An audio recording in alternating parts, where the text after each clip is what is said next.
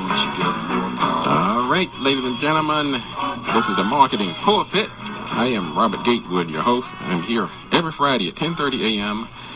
Now, let me tell you something, folks. I've been beating this social media drum now for several months, almost over a year now. I provide services for my clients. So I am a person who is very familiar and involved in the social media space, in that environment, in that world. I've also been there long enough to know that, like anything, you can overdo it. It's like a gun. A gun is good to protect you, to keep the bad guys away, but you can also flip that sucker around and blow your foot off. And social media is very simple. That was so violent. It's like violence has crept into me. But anyway, let's look at the social media now. I think that, yes, if you have a business and you're trying to grow that business, then social media is a very useful tool if used effectively. But social media can actually hurt you if you misuse it. Every time I pick up the newspaper now, somebody is being undone by something they put on social media. There was an interview. Scott Bale, the guy used to be Joni and Shachi. Oh. He gave this big old roaring speech at the Republican convention. I mean, he talked about the Bible and God and church, and he wrote the speech in church. Well, Tamara Hall tore him a new one. She got him on this interview. He retweeted something about Hillary Clinton, basically called her the C word, and she ate him alive on the air. There was nothing he could say because it was out there. He retweeted something through his Twitter account. And just because now you go back and delete it off your account, It's out there. they've already done, let me tell you something, folks, they've already done the screenshot.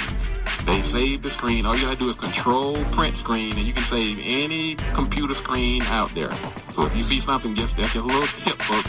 If you see something on your computer screen you want to save, control print screen, and you have a permanent record of it.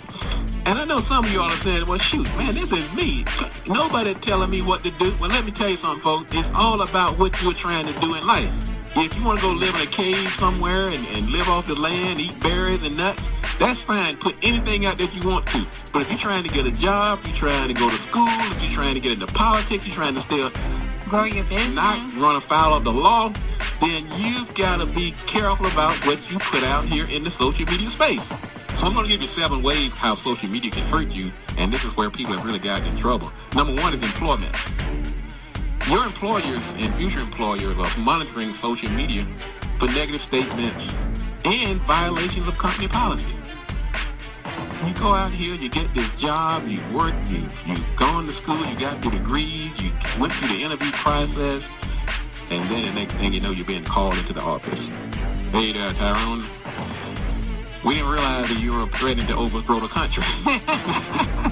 Well, what happened was, that was when, folks, let me tell you, that kind of stuff can come back to haunt you. Even before you get the job. That's exactly right. I've used it to screen people and found some things that they're going to bring a culture in here that's just not going to work. That's exactly right. There are certain things employers can ask you. They don't have to ask you now. They just go to your Facebook page. It's all laid out. So that's the first one. You can be hurt employment-wise. Another way is through legal. If you are a lawbreaker, if you plan to break laws either purposely or surreptitiously, social media is not your friend. Because the job of law enforcement has been made monumentally easier due to social media. The first thing they're going to do, before they even come knocking on your door, the police are looking up your Facebook page as they're pulling you over. If you plan to engage in any nefarious activity, just know, don't put it on your Facebook page. And here's another one, folks. Just because you didn't post it, beware of who you're sharing that information with. Right, your friends, your so-called friends, they're gonna out you. Oh boy. Here's another area. Political. Most people don't really plan to be the next councilman or the next sheriff. A lot of people just happen to spring up as a grassroots candidate. Their friends rah-rah them, and they say, wow, you know what? I'm going to run for office. So they got that old butt-naked selfie. I want to take that down. All those statements you made about the president, about the other candidate. So what was that guy? Remember the guy They slam bastard because he had all those selfies. Oh, Wiener. Oh, yes. Let me tell you, folks. Don't do it. Don't do If it. you can ruin your political career by tweeting and posting either bad words or bad photos, just don't do it if you plan to run for office at any time. I don't care if it's 100 years from now. Once it's out there, here's another area where you can be ruined with social media. Your educational aspirations. You're applying for Howard University, Harvard Law School. You're applying down for Bowie. You're applying over at the American Youth. And you're in a very competitive environment. And they saw the pole dancing photo. You got that beer keg thing on the, the little thing they have on your head, the beer on both sides of your head. You've been intravenously fed beer, and you got the keg in the Looking background. non-studious.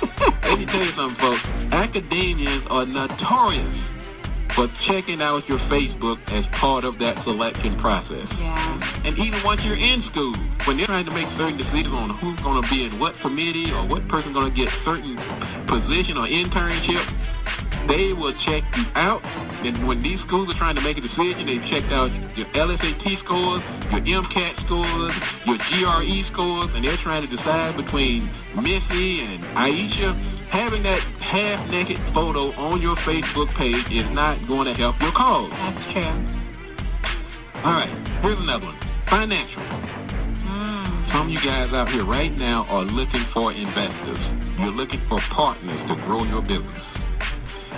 I'm going to tell you right now, the less controversial views and crazy stuff you've posted out here, the better. Nobody wants to take a risk on a crazy person. And crazy is a very relative term. Yeah, I was gonna say that's very. I mean, you almost have to be like neutral. That's what I'm saying. You can't, because your extreme may be somebody else's mainstream. Right. So just kind of either go down the middle of the road or just don't say anything. Don't do it. Just In don't. the words of Nancy Reagan, just say no. Here's another one. Spiritual. If you consider yourself a moral leader, those contradictory tweets could land you in some hot water. And of course, the personal angle. Social media has made it easier for child molesters, rapists, hate groups, homophobes, and other people to find you. That's true. You just laying out a map. You calling folks names and talking all kind of trash. All they've got to do is click on that Facebook link, and they really could be at your door tomorrow. Your door. And here's another thing, too. When you taking pictures, be aware of what's in the background.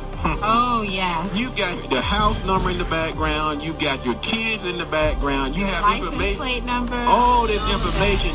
Because I was looking at some photos online, I'm saying to myself, does this person really realize they got their house number, their car tag number, and they're talking all of this trash? So here's I'm wrapping up, folks. So bottom line is, just be mindful of that social media can hurt you. Tweets and posts now do come up in SEO searches. So even if you're not public, those tweets and posts do come up. Check your settings. Every Tom, Dick, and Harry is not your friend, so you don't have to befriend everybody. And guess what, folks? Some things are just better kept to yourself. Folks, this is the Marketing Pulpit. We'll be back next week at the same time. If you want to be successful, do these 3 things. Do the right thing At the right time, and you gotta do it right, people. All right, folks, enough talk. Let's get to work.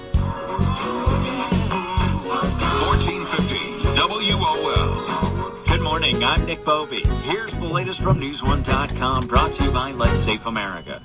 A University of Maryland police officer has been fired over a controversial Facebook post. The department says it was notified on Sunday of the post. The meme read, "If we really wanted you dead, all we'd have to do is stop patrolling your neighborhoods." These University of Maryland students were shocked by the post. It's just making the problem worse that everyone else is trying to solve, like treating everyone equal. If that's really his views, then he shouldn't be in a position of power. The department says the officer was terminated immediately after learning of the incident.